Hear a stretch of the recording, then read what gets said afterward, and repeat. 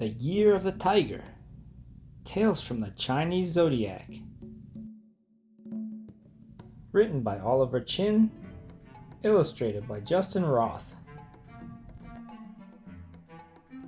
In the mighty jungle, the tiger slept each night. But tonight, excitement filled the air. A small cry rang out.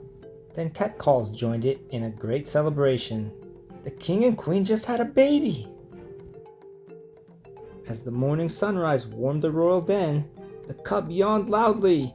Roar! The queen whispered, Hush, my darling. Cuddling his newborn, the king chuckled. Theodore, you are a feisty chap. Soon this furball roamed the forest like it was his own backyard. His parents marveled at his curiosity. Teddy meowed. I'm becoming a big cat. The queen laughed. Someday you'll be king of the jungle. Later she advised, Son, a wise ruler starts out as a peaceful prince. The king added, We've heard of dangerous animals called humans. Their houses and roads invade our land, so stay away from them. But this warning tickled the kitten's interest. I want to see these beasts for myself, gushed Teddy. He learned that people lived on the edge of the forest, so one evening he set out alone in that direction. After a while, he came to a ridge. In the glen below were thatched roofs, dirt paths, and a person sitting in a field. To get a better look, Teddy sneaked down the hill, and his striped coat blended into the tall reeds. The clearing of short grass felt strange under his feet. Distracted by a rat, he gleefully pounced after it and snarled, Roar! However, he startled a nearby ox and horse, which frantically galloped off. In the moonlight, the girl saw Teddy in frozen surprise. Sue screamed, Tiger! Tiger! The cat scampered into the trees.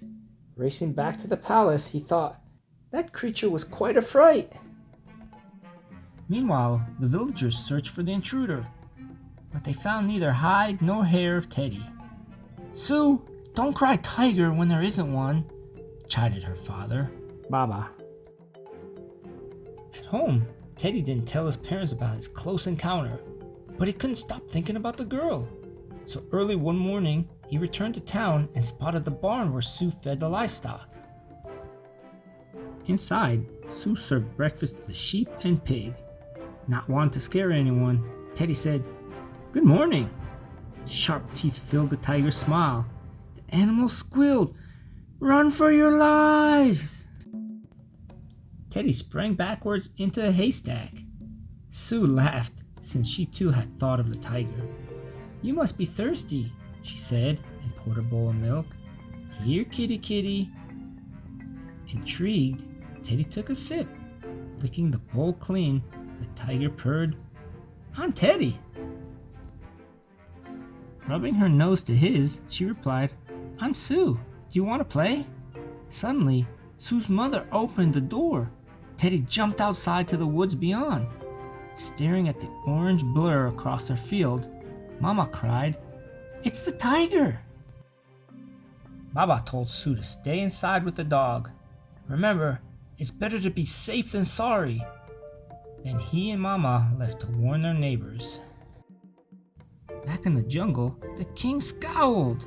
Teddy, we know where you've been. We told you to avoid those people. The queen sighed.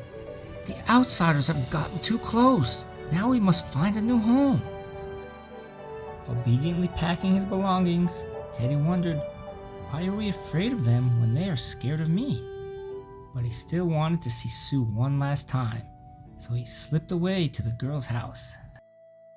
As the tiger crept closer, the watchdog growled, Who goes there? Trying to be friendly, Teddy offered a paw shake. Hello there! Yet sharp claws popped out, and the terrified pooch scampered off. Opening the door, Sue asked, Teddy, why are you here? He blushed. My family is moving, so I came to say goodbye. Sue giggled. Oh, silly, you didn't have to. but a loud noise interrupted them. The dog returned with Sue's parents, who yelled, "There's the man-eater! Get him!" The villagers gave chase, and Teddy fled away. But unexpectedly, Sue followed her new friend into the wild. In the bush, the pair dashed ahead, and gradually squawks of birds replaced the roar of the crowd. Sue had never ventured beyond her farm before. With Teddy as her guide, she marveled at wondrous sights. Miles ahead, the queen wondered, "Where's Teddy?" The king got wind that humans had entered the jungle. Immediately, they dropped everything and raced to find their son. On one end of the forest, Mama and Baba tracked Sue's footsteps. On the other, the king and queen caught Teddy's scent.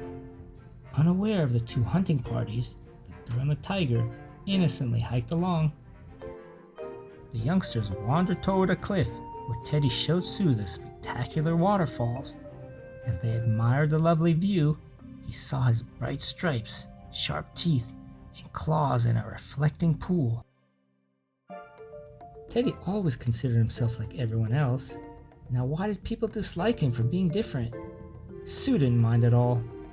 While he was lost in thought, Sue accidentally stepped on a snake sleeping in the grass. The serpent gave a loud hiss. Sue slipped on a stone.